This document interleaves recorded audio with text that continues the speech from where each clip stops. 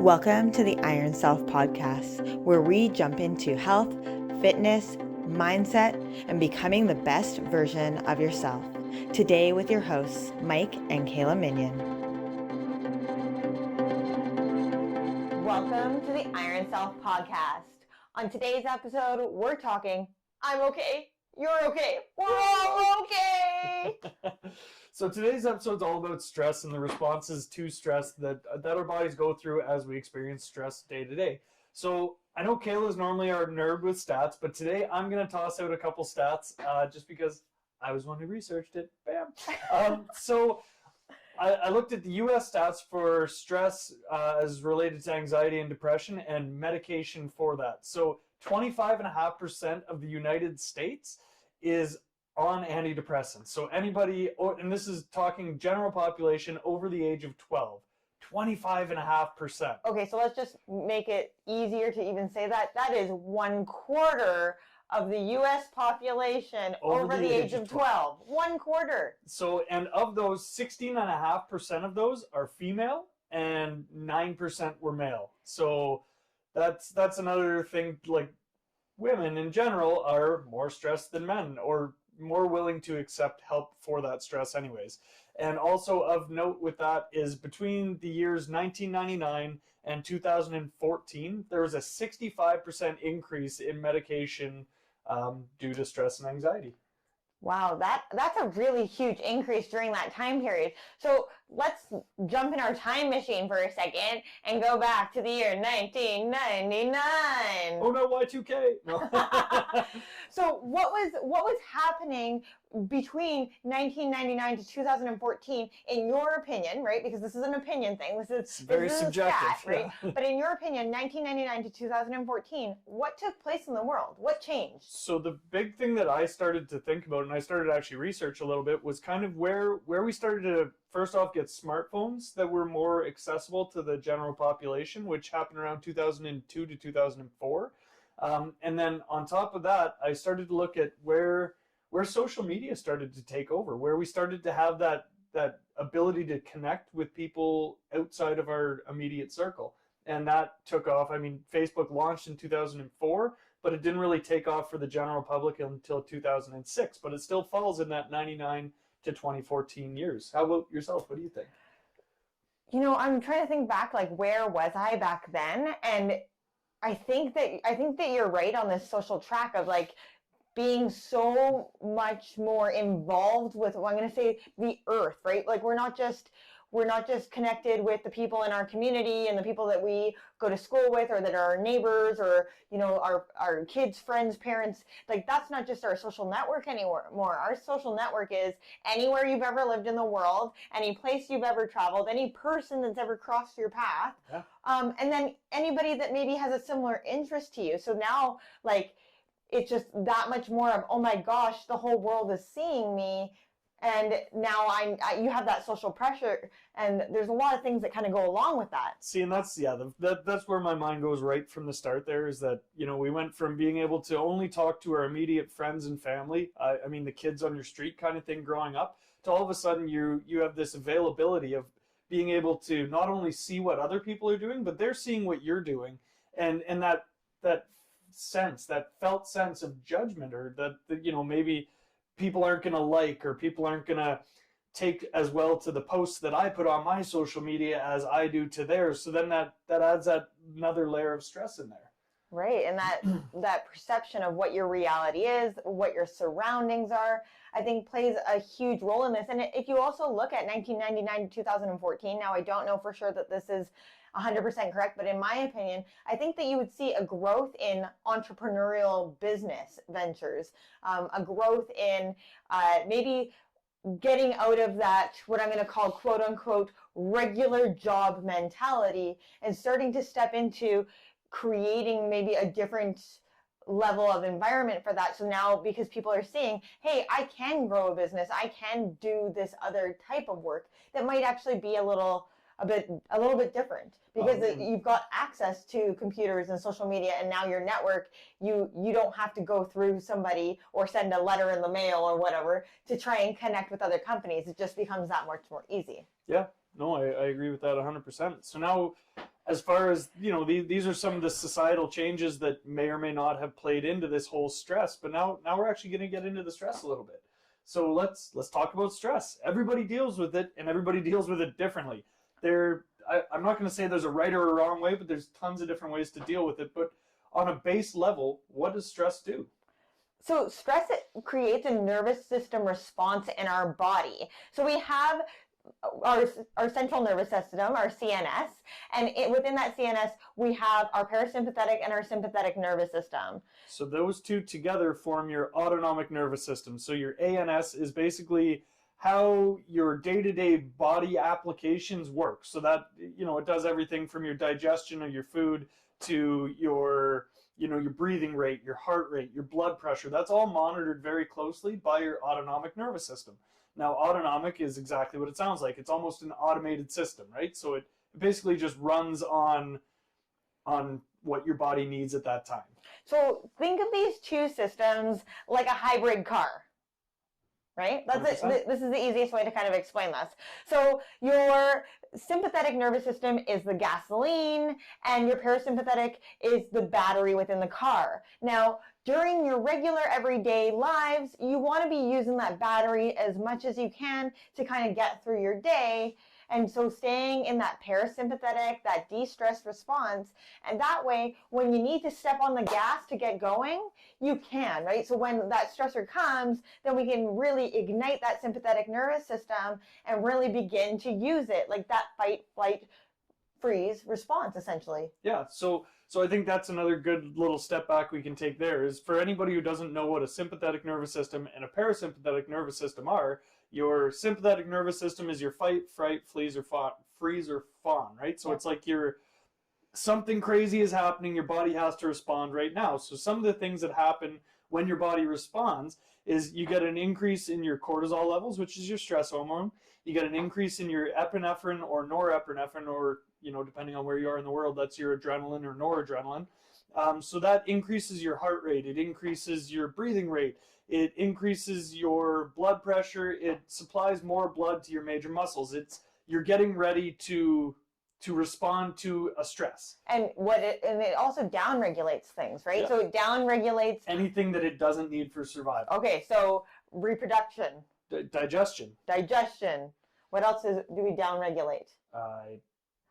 Reproduction, digestion, fat loss, any kind of muscle gain, muscle building, anything that is not needed right now for survival. Anything that isn't a survival mechanism basically gets downregulated, shut down. Think about critical thinking. Critical thinking is no longer a thing because within our brain, all that matters is survival. Your amygdala within your brain, that fire alarm within the brain is going, hey, quick, we need to mobilize resources, quick, go, go, go, go, go. And so it actually spikes your glucose too, so then it gives you that immediate boost of energy, right? Okay, so that's your, but we don't want to get ahead of ourselves. So that is your sympathetic nervous system response. Okay, now the parasympathetic is the exact opposite of that. It's known as your rest and digest. So that is your Buddha, we'll call it. Like, it's your calm, relaxing, deep breathing.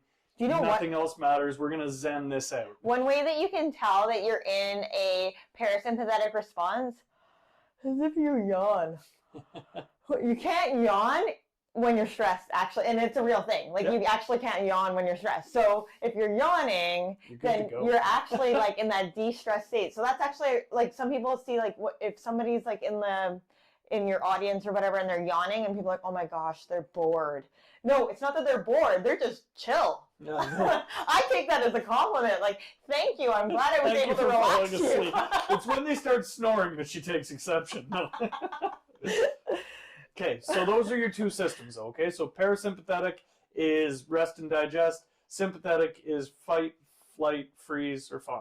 Okay? Perfect. And so within those, we have our vagus nerve. Ooh, I know, I'm going to get sciencey for a second. We're about to get nerdy. So your vagus nerve is essentially this nerve that attaches in your brainstem, and it comes all the way down through your whole body, and the most amount of nerve fibers are in your guts, right? So think of it, it kind of is like this nice sensory link between your brain and your gut, your digestive tract, all of everything that's kind of going on. So we call it the gut-brain axis. So Dr. Stephen Porges came up with something called polyvagal theory.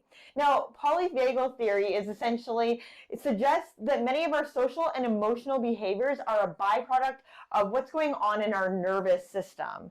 So when we look at being under chronic stress, this can lead to issues with thinking, memory, digestive issues, and our ability to connect with others and connect with the world. So it talks about how we actually read people, which is a lot in our facial expression and a lot based on how we actually feel on the inside. So if you're maybe having digestive issues, you might have that brain fog. And then if you're maybe struggling mentally with something, you might notice that you get digestive issues. So it kind of goes back and forth with it all kind of linking together. The biggest foundation here to starting to come out of that stress state, though, is really when it comes to feeling safe. And I think that that is a critical link here, because you were talking about that survival mechanism, quickly getting into the survival. We also want to think about, in order to come out of that stress state, we need to feel safe.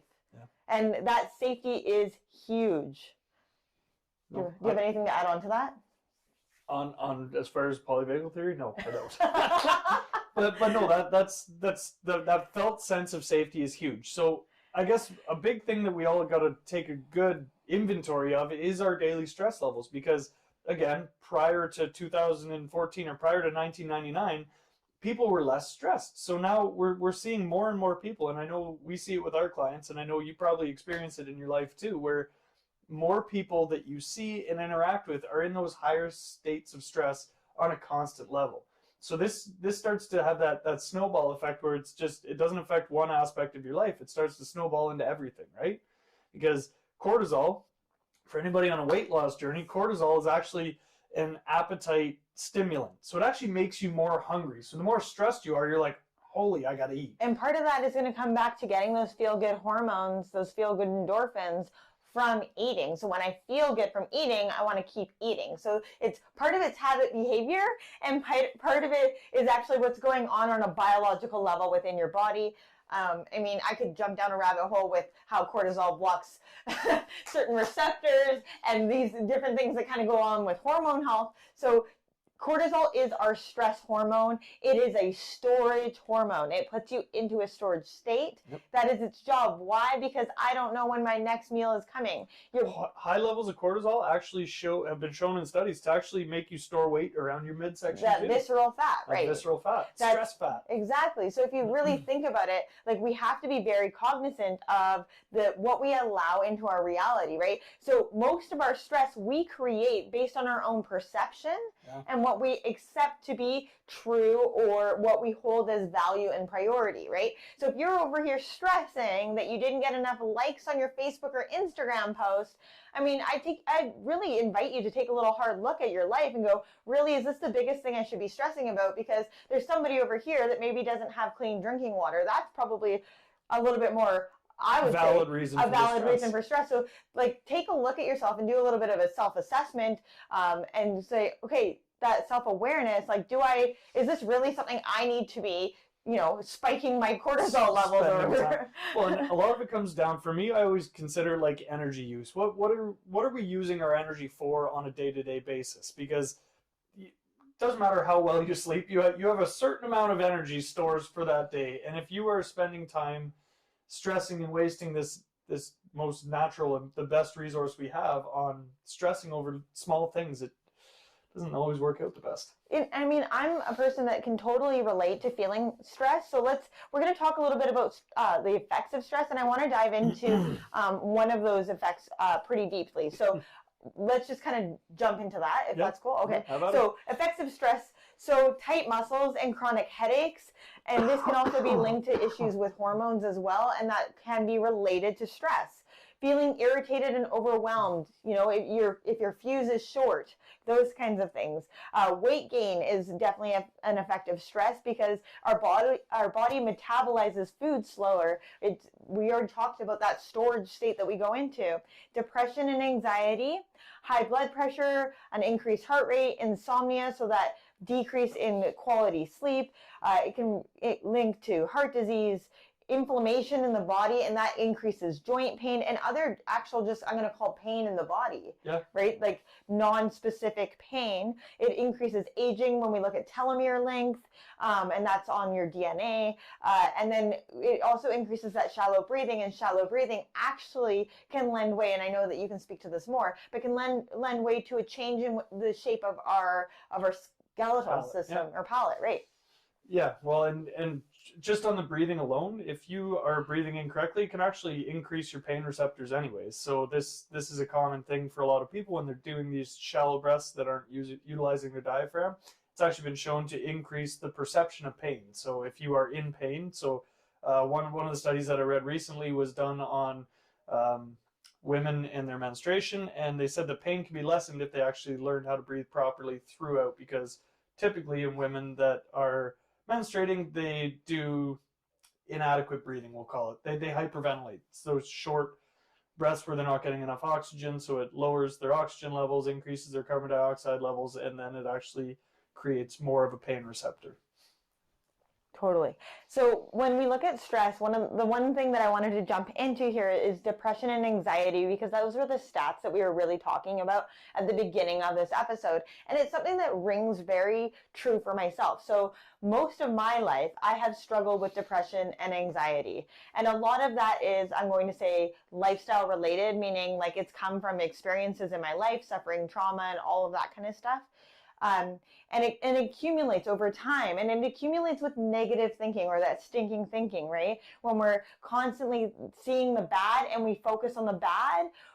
And so there's a lot of things that kind of go into this. And I was on antidepressants. I was part of that stat for several years.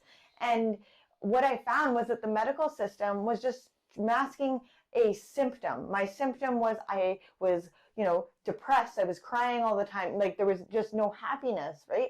And I went to my doctor. My doctor gave me a pill, and I wasn't happy. I wouldn't say that the pill made me feel happy. The pill numbs it. It kind of numbs it, yeah. Like I wasn't unhappy, but I also was not happy. I was kind of in the middle. I was okay. So this is a lot of what I'll call Western medicine. What we do is they treat the symptom. They don't treat the actual cause of the problem. So, not taking that deeper look at, well, what are the factors that are causing this stress to begin with? And then how do we build back from there? And I'm also a person that I learn very much by watching other people. And so growing up, I watched my mom struggle with depression and anxiety. And for myself, like I knew like I didn't want to be on these antidepressant medications long term, because I knew that it was a long term thing. It was like either I deal with my shadows, I deal with the stuff that's in my past and that's creating this negative feeling within my body, or I stick on this medication for the rest of my life. And I don't know what the long-term effects of this medication are. And I'm not okay with just feeling okay forever. I want to feel happiness and joy. And I didn't want to be in that space. But I had to dig deep. I had to do the shadow work. I had to look at my past situations, right? And part of that is like the language that we use when we say, this situation happened and I was stuck, or, like the vocabulary, this changed my entire life and it was awful, blah, blah, blah, blah, blah. And what I did was I actually went and did some cognitive behavioral therapy, and I went through a little bit of an approach with a counselor, and I found that these situations were actually growth opportunities for me. I was seeing them as this negative thing, but I'll be honest, if it wasn't for these things to have taken place in my past, I wouldn't be the person I am today. I wouldn't have the determination I have. I wouldn't have like the skill or the resiliency. Yeah, I wouldn't be this person. And so I think back, I'm like, yeah, that was shitty, but it actually gave me the drive to want to change. It gave me the drive to want to be different. And I'm like, that, yes, it sucked, but without that point, and we're going to call it a pivot point, right? Versus a stuck point, right? Where is that language that you're using? Are you stuck there? Did it drastically affect you? Or is it a pivot point for you where you can say, I'm going to change. I'm going to be different. I'm going to learn from this opportunity, and I'm going to go forward and use the skills that I've learned in this experience. And I think that's a big thing for a lot of people, is seeing that paradigm shift where they go from being in like I'm going to use the term victim mentality, where it's like, woe is me, poor me, and they start to become more empowered by what they've gone through. And it's like, okay, no, I've been through some of this stuff, but I've come out the other end of it, and you become a stronger person because of it. Now, that's not saying that the situation you went through was not hard. It's not discrediting anything that you've been through. It's just saying that you are a strong enough person that you made it through that, and now you're building on those skills, and you're constantly in that state of evolution.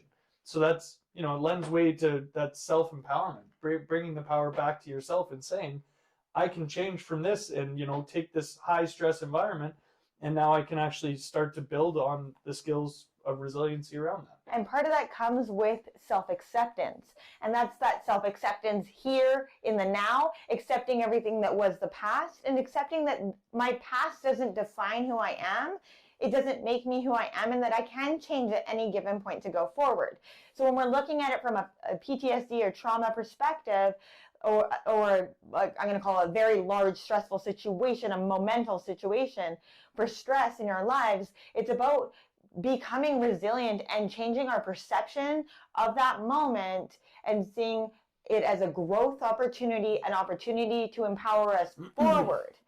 When we're looking at a accumulation of everyday stress, the kids are crying all the time, my boss just yelled at me, I hit every red light, that's an accumulation over time. And that is the society that we've really come to really push on ourselves. A lot of that comes from the law of attraction too. Like once you hit these stress states and you're in that chronic state of stress, then that's what your mind starts to see. And the more you think about it, the more you perceive it, the more it becomes real. So then you're not just stressed at work anymore. Now you're stressed on your way to and from work because you're thinking about work, or you're thinking about your responsibilities outside, and you start to build that stress, that anticipatory stress almost. So now you're starting to think, well, I got this coming up at work. So then you start to hit these stressors on the way to work or on the way home from work, and it just snowballs again.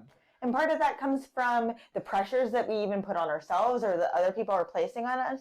And I'm going to say shoulding all over yourself. Like, I should do this. I should do that. I should do this. Or here's my to-do list. And it's like just unrealistic to-do list. Like, I always say to Mike, and this is something that I've said to him for a really long time, because he's actually always had like really, really high standards for himself and for everybody around him. I'm like, if you just lowered your standards, you'd be slightly happier. Like if you just like stopped looking for 100% and started looking for like 60%, you would be really awesomely happy to know that I can meet 60%, but I'm not going to meet 100%, and you're not going to be dissatisfied. You'll be like, wow, she hit 65%. That was even better than expected. But that's what I'm saying, is like part of it comes back to that perception and realizing that like the world doesn't fall apart. And one of those things that I always like have to come back to for myself is like when you get a cold, right? And like you have like this whole week planned out of everything you have to do, and then you get a cold or a flu or something happens like that, and you're like, the whole week just gets canceled and you're just like sick. It's like, whoa, the world didn't fall apart because I didn't make this meeting or do this task. It's like, no, I can actually stop for a moment here and just breathe, and that's okay. As entrepreneurs, I will say that we generally don't get to do that often, and Kayla is the queen of stress about work especially. But that's, you can't avoid all stress is what I'm going to say. And not all stress is bad, right? So the whole idea behind stress is actually how we respond to that stress. So like your body doesn't know the difference. As far as stress goes, your body doesn't know the difference if you're doing a workout, if you just got in a fight with your spouse, if you got yelled at by your boss, or if you're getting chased by a lion. Like your body can't tell the difference on a biological level. It just knows that there is now a stress hormone along with adrenaline that is pumping through your blood. So again, we're not saying don't work out because it causes stress. What I'm saying is that workouts are actually great because it gets you into that sympathetic nervous system. So it makes you get that stress going. But then after you're done your workout, you come back into the parasympathetic nervous system. So it actually increases your heart rate variability. It increases a lot of the stress hormones, but then it also brings in those feel good, endorphins. Your dopamine hit right after your workout, right? So you're feeling good after your workout, and then you go into that parasympathetic tone, and so your body actually regulates how it should. And that creates a biological resiliency, right? 100%. And so I think that's a really important factor, is that not all stress is good or bad. Like we just need to see it for what it is and really acknowledge, like, am I living under chronic stress? Am I creating an environment of chronic stress? Or am I using stress the way it needs to be, right? Like a quick dose of stress here, a quick, come out of it, and maybe a little bit more. I mean, like, you look at HIIT training. HIIT training is a really good idea to look at, that the going into that stress state with your interval, and then you come out of it with that little bit of a rest. Now, I mean, I understand that you don't fully come out of it in that rest state. I know that you're going to rip my head off for that. Well, no. I just want them to understand that it's like that go and stop. Yeah, no, for sure. And that's, sorry, but that is a good point. So being able to get into that stress and then be able to get back out of it. So I guess the big thing is being able to regulate that, and again, realizing when you are in stress, because if every little thing stresses you out, then there's a good chance that you suffer from chronic stress. So then you are at higher risk for, heart cancers, disease, cardiovascular disease, anxiety and depression. It puts you at risk for all of this. So if you know this and you're like, oh, I just can't help it, I'm always stressed, you actually have to start to think of ways that you can de-stress and actually start incorporating these in your day-to-day life. Without those, you're going to take years off of your life. I think that's really a great approach. Now, I have a really awesome resource, which I will put in the show notes for this. If you have not already seen Portrait of a Killer by Robert Sapolsky, so it's I'm going to say it's done in the 90s. It's a documentary on monkeys. You can watch it on YouTube. I'll put the link in the show notes.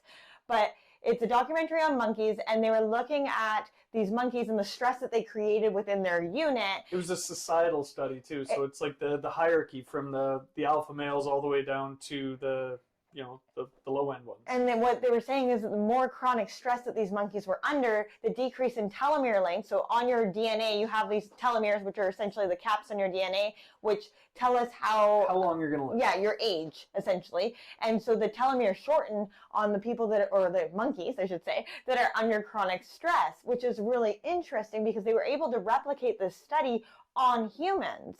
And so they were able to cross-reference both the study on humans and on monkeys, and you can really see the effects of stress in the heart disease, the weight gain, even the learned helplessness that kind of goes hand in hand with this. Well, my favorite part of that entire study that they did was because it's all on video. They show that the alpha males, like all the big mean monkeys, we'll call them, they actually got sick and they died. I forget what it was that they ate. There was something in the meat that they ate. Oh, there was some tuberculosis. Tuberculosis, yeah. TB was in the meat that they ate. So all of the alphas died. And then to see the societal change within that group, because now all the alpha males, these, they were picking on everyone. The mean monkeys are gone. And it actually turned into a loving, caring, nurturing society with all these sub-males, they called them. And the female monkeys and all the children, they all started to get along better, because that stress was gone. So now they went from this chronically stressed because they didn't know when they were going to get attacked by these alpha males, essentially, because they just pick on each other. And they went from that to being this happy, cohesive unit just by taking these, the stress-causing monkeys out of the scenario. Yeah, it was really interesting to watch that shift in that one monkey unit. Yeah. So if you haven't seen it, anyways, I totally recommend it. Put it on for a Friday night movie night. I don't know. That's the kind of stuff we like to watch. I don't know if that makes us cool. It does not. It's all good. So the other thing that I wanted to give to you guys today was just a little demonstration on something called tactical breathing. So tactical breathing is a breathing method that we use to be able to control our breath to get out of a stress state. Tactical breathing is really great to use in the moment. In the moment. So tactical breathing is, we're going to, again, breathe through our nose. Anytime we're doing breathing exercises, it's in and out through the nose. And tactical breathing is a cadence or time breath where we go, whatever your inhale is, you do that 1.5 times for your exhale. And it's just a steady rate of breathing. So if you did a 4-second inhale, it'd be a 6-second exhale. And then you just continue to repeat that. 4-second in, 6-second out. Or if that's too long of a breath, for people that can't breathe that long. he's pointing at me in case you don't know. Yeah. I'm looking at him, I'm like, ooh, 6 seconds. 2 to 3 second inhale can work, and then you just add a second or two on your exhale. The idea is your exhale is longer than your inhale, So it increases your parasympathetic tone. Now, I will say in a stress state, which I have been in before and use the tactical breathing, the way that I do it is I will do the same inhale and exhale because that's all I can think of. So I'm like 1, 2, 3, 4, exhale 1, 2, 3, 4, inhale 1, 2, 3, 4, exhale 1, 2, 3, 4, and it's that rhythmic breathing, but it keeps me like focused. And I'll be honest, when I was using it, it was actually when our son was going in for surgery, and I'm not very good in hospitals, and I really don't know why. But I was trying, the doctor was talking to me, and I was trying to not pass out. And so it kept me alert. Saved her from unconsciousness. From passing out due to the stress and anxiety that it was causing me. So tactical breathing is really, like, for anybody who doesn't know, I used to be in firefighting, and it is a really useful tactic in that too, because you're in a stressful environment, especially if you're doing like an internal attack for firefighting, you can actually really kind of calm yourself down and be able to take a better look at your surroundings. So for me, it's a great method of taking you out of that tunnel vision, those, having your horse blinders on, this is what I'm going to, and being able to open up that perception to, okay, I'm here in the moment and I'm able to kind of see everything that's happening. And I think that's a great segue into talking about being in the present moment and the power of now, the power of being present right here, right now. And I know we wanted to give you guys 3 resources that you could use right in the present moment. So the tactical breathing being one. The second one is the 5 sense method. And this is really great if you're having like an anxiety attack or you're just feeling those feelings of overwhelm. Just brings us back to the present moment. And so the thing that's always in the present moment outside of breath is our 5 senses. So focusing on something that you can see, something that you can smell, something that you can hear, something that you can feel, and you can just rub your hands even on themselves. And then you're supposed to say something that you can taste, but I mean, unless you've got like a mint or something in your mouth, you might be like, well, that's a weird taste in my mouth. Like, I don't know. Like, always keep a tin of mints, you never know. But bringing you back to those 5 senses can be very helpful. Yeah. The third item that I wanted to talk about being in the present moment is the discharging of the energy. And that's sometimes we start to feel that energy somatically within our body, right, in our muscles. And so like just simply opening and closing your fists can be really helpful. That's stress and contract, right? Contract and relax, whatever. That's the word I'm looking for. And then you can even do it with your feet. You can start to work it up your arms and your back and just doing that contract and relax. And that's just helping your body discharge those feelings. So those are the 3 tips. It makes you feel present in your body too. If you're moving and you can feel the movements, whatever those movements might be, just, look crazy. It doesn't matter. Have some fun with it. But the fact is that you're feeling present in your body. You start to actually feel again, which is so important. And Kayla just said a word that I think should be touched on a little bit more, which is somatic. So she said about the somatic memory. So let's take a little bit of a dive into that. Where do we store our stress? So our stress is actually stored, whether it's from trauma, stress, PTSD, it's stored in our body in our felt sense. So that is something to be very aware of. Is like, okay, no, we often think we store it in our memory, but it's actually not. Most people, when you talk to them about stress, especially if they've had no training on it, they're like, well, it just stays in your brain. The stress is in my mind. It's just, that's why I have a headache all the time, right? So it's not. It's actually stored in our body, in our muscles. And the most common place to store stress is actually in our hips, in our iliopsoas or our hip flexor muscles. Which is kind of funny because a lot of people that are in some of the highest stress jobs there are spend a lot of time in this seated position, and they assume that they're super tight and sore through their hip flexors because of just their day-to-day fact that they're sitting, when really a lot of it comes back to the stress that they're storing from these high stress jobs.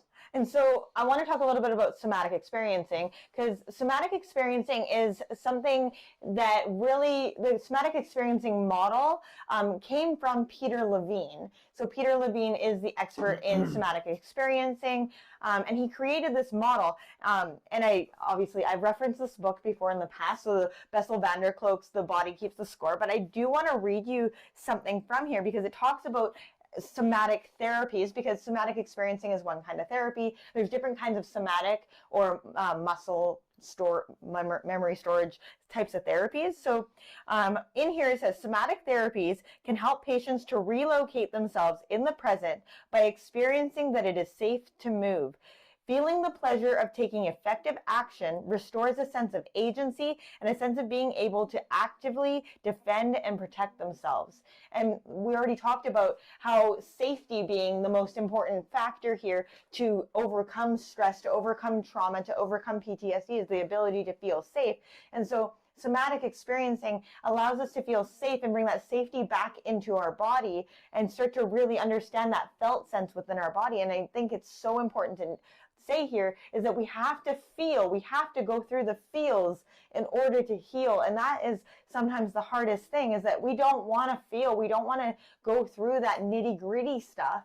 And we have to in order to really come out the other side. But I promise you, if you do, there is light at the end of the tunnel. You can come out the other side, but it is up to you to decide to take that choice, to step into your power and to step into going through that stuff to come out the other side. Yeah, and a lot of it is just having the tools at your disposal to know how to use these tools to get through these things as well. So what are some other tools that we can do then to help us come out of a stress state, right? So we talked about like 3 tools to help you in the present moment. What are some tools that, you know, we can give people or our listeners for when they are just feeling stressed or overwhelmed? So for me, the big one that I do with a lot of people is just breathing. Again, it doesn't have to be tactical breathing, but some sort of a cadence breath where you're doing, even if it's box breathing, tactical breathing. If you're out for a walk, just noticing your breath pattern as you're walking. In yoga, I will often get a person to put their hand on their chest and a hand on their belly and just feel the breath moving between the 2 hands and noticing that energetic line between your 2 hands and feeling that, because that's like in the present moment, right? We're bringing ourselves back to that breath and being in that present moment. I think meditation is another one that I wanted to touch on for sure. Meditation for everybody looks different. So to say that, you know, everybody has to do the, you know, full lotus, sitting there, do the Buddha stance while you're meditating, that isn't how meditation works for everybody. Some people, meditation can be a repetitive task that is just one of those mindless things for them, like Kayla when she's cooking. Like she's so natural at it and she's so good at it that when she's in it, she's almost in like a trance, like a meditative state while she's doing that. That can be meditative. Walking can be meditative. Breathing can be meditative. Journaling can be meditative. Journaling, yeah. Yoga can be meditative. There's so many different things that can be meditative, because I get so confused sometimes when people come to me and they go, well, I can't quiet my mind. How am I supposed to meditate? And I'm like, well, you need to meditate if you can't quiet your mind. Like, you don't come into it, you don't go do yoga because you're flexible. You go do yoga because you're not flexible and you want to become flexible, right? You go into meditation not because you know how to meditate, but because you don't know how to meditate, and that this is something that our body needs. So like repetitive things, like Mike said, will put you into that quote unquote flow state or that meditative state. And I mean, there's so many apps now that you can have a guided meditation. You can listen to binaural beats. You can listen to different sound frequencies. I think the big thing to start out with for anybody who's never done meditation and doesn't know quite what they're doing, if they are trying to do it as in like sit there, relax, and the big thing is not to focus on any of your thoughts. So you're still going to have thoughts going through your head, you know, racing mind, how it normally does. But the idea is to continue to come back to just focusing on your breath so that you can kind of clear your mind. And when an idea or a thought comes through your head, you don't focus on it. You don't dwell on that thought. You acknowledge it. Acknowledge it, let it pass, right? So if you're meditating and you're, you know, oh, what's for dinner tonight? Doesn't matter. Keep it going. And I actually think that the guy on the Headspace app, he says it the best when you do your free trial on the Headspace app, because he's like, it's like you're looking out a window and you're watching the cars on the street go by. You're acknowledging that they're going by, but we're not dwelling on one specific car. And I think that that's important, is that your mind may not be quiet when we're first starting this journey. It's like, no, there's a ton of stuff going through there, but we're not sitting there, you know, picking at our nails or trying to like figure out what we're going to make for dinner or what our next task is when is my timer going to be up. It's like, no, like just allow the process. And for me, one of those things was actually going through a guided meditation, because I can now focus, put my ego mind on what that person is saying in the guided meditation, and then I can allow my imagination to go wherever it needs to go when I am being guided down that path. So I think that I would suggest, if you're never meditated before, to start with a guided meditation, because they are helpful. Yeah, no, I agree. And then coming back to being outdoors and in nature, and I think that we don't often recognize how important it is to be outdoors and to connect with nature. And I think that when we do create that earthing, that grounding, that connection with nature, and the energy around us, it's like that is so calming and soothing. Like, I know if I'm having a bad day, just, even to go out for a quick walk and to come back, my energy is rejuvenated. Well, it's funny because for our family, we like to go to the mountains. We like to go out and go hiking and climbing mountains and around trails. We're lucky enough to live near Jasper, so we get to do that. Now, when we are not able to go to the mountains, it's funny because you can go into a forest and the energy is there, right? Like, nature has this energy about it. It's rejuvenating. It's beautiful. And it doesn't even have to be a forest. Like, I think just even going into your garden, like, if you have a garden, if you live in an apartment building, maybe get like a planter or something. but like being out in nature becomes so critical to our mental and physical well-being, I think. And I think that it's underutilized, right? We often think of like going to the gym, that physical activity that I have to go to this like building for. It's like, no, I want you to just go out and experience like the world. Yeah, be in the present. Be in the present moment. There's a variety of other things that you can do to help de-stress, such as taking a bath, having a hot tub, we already talked about going for a walk, having a cup of tea. If you have an animal, a dog, cat, whatever it is, petting them can be a relaxing experience. Just having that downtime with your friends and families, playing a board game or having a fire. Yeah, just talking with loved ones. Those can all be de-stressing techniques, unless they are complaining to you, and then that can be quite stressful. But hopefully you can find those happy mediums where it's like, I can relax in this moment and just simply be. I think that's a great way to wrap this up. I think that's good. I'm okay. You're okay. We're all okay. I'm okay. You're okay. We're all okay. If you guys loved today's episode, make sure you like it, share it with a friend, a family member. Make sure you leave us a comment. Let us know what you think. We truly, truly enjoy being able to share this information with you. Thank you so much for listening today.